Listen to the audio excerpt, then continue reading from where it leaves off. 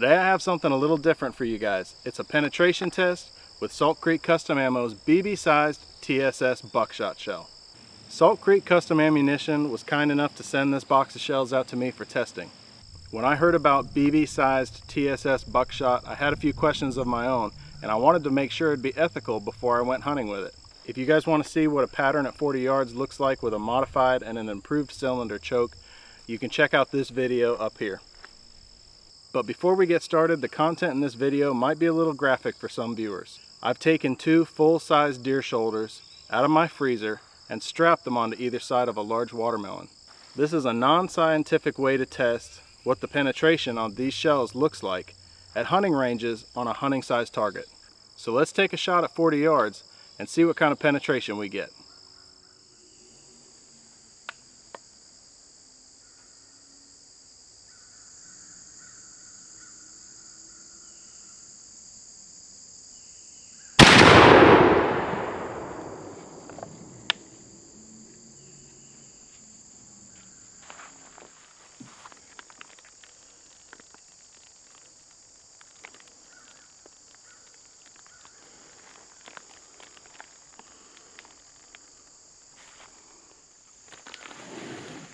Alright, right off the bat, it looks like we have full penetration through both shoulders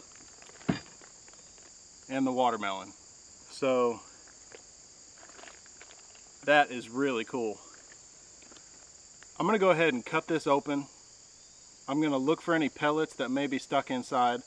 I'm going to try to track some of the wound channels through both shoulder blades to see if we had any pellets break the bone on the front side shoulder, go through the watermelon, and still break the bones exiting the backside shoulder.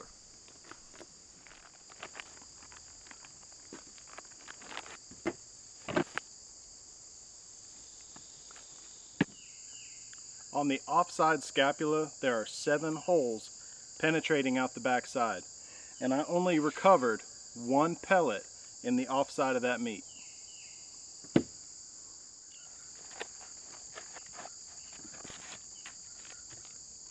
On the front side shoulder, it looks like a few pellets hit the bone connecting to the scapula.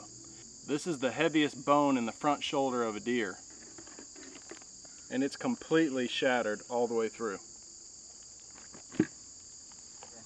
Alright guys, I had to move to the other side of the field out here and get a little better light to show you guys what happened. I tried to line these shoulder blades up on either side of that watermelon as best I could. And you can see here, I got a few pellets that grouped perfectly right through both shoulder blades. This was the exiting side shoulder blade, and this was the entrance side shoulder blade. Each shoulder was arranged in the basic anatomical pattern of a deer. You can see there's about 7 pellets that grouped pretty tightly, and they went through each shoulder blade. Each one of these pellets had to pass through over an inch of meat to enter the shoulder blade on this side, go through the entire watermelon, which was about 12 inches across, and exit out the other side of this shoulder blade, again passing through over an inch of meat on each side. There was also at least 1 pellet that made contact with the shoulder bone on the onside shoulder. You can see here it completely pulverized this, leaving bone fragments all throughout the meat before entering into the watermelon. I believe this pellet right here might be the culprit. I found it on the offside shoulder, and it's actually broken in half. So with results like that, I have absolutely no ethical concerns hunting with this load. Altogether, I had about 30 pellets penetrate that watermelon. Not all of those made bone contact, but about a dozen of them did. Of those 30 wound channels that I found in the watermelon, only 1 pellet was found on the offside shoulder. This shell is marketed for use on medium-sized game, and given what I saw here today, I have no issues hunting deer with this round. If you guys have been able to hunt with TSS buckshot, let me know what your results were like.